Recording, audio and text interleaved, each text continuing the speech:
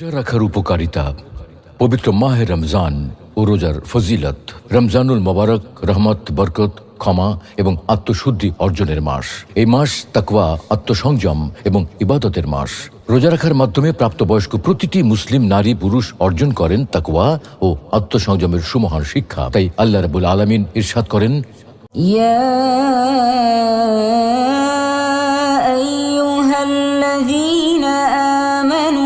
كتب عليكم الصيام كما كتب على الذين من قبلكم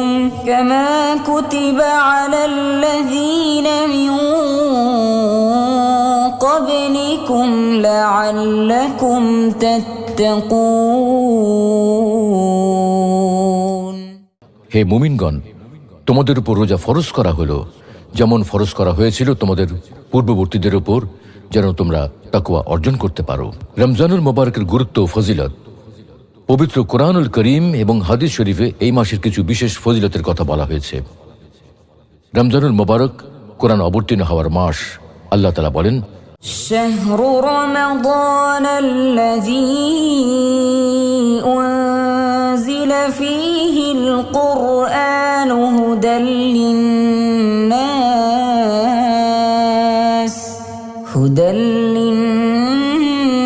للناس وبينات من الهدى والفرقان। রমজান মাসই হলো সেই মাস যাতে নাজিল করা হয়েছে কোরআন, যা মানুষের জন্য হেদায়েত এবং সত্য পথ যাত্রীদের জন্য সুস্পষ্ট পথ নির্দেশ। রমজানুল মোবারক গুনাহ মাফ হওয়ার মাস।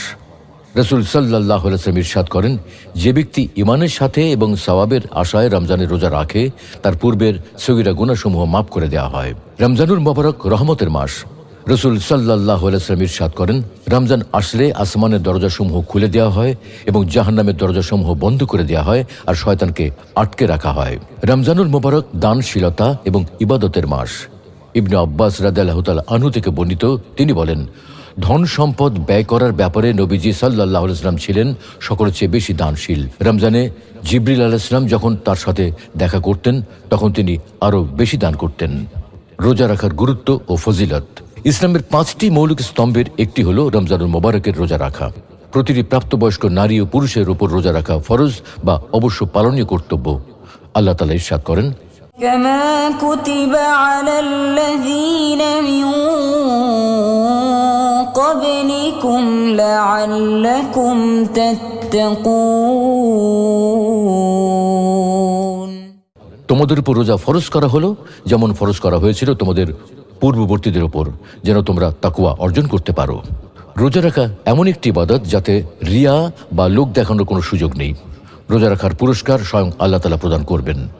রাসূলুল্লাহ সাল্লাল্লাহু আলাইহি ওয়াসাল্লাম ইরশাদ করেন, রোজা হলো ঢাল স্বরূপ, সুতরাং রোজা রাখা অবস্থায় অশ্লীলতা করবে না এবং মূর্খের মতো কাজ করবে না।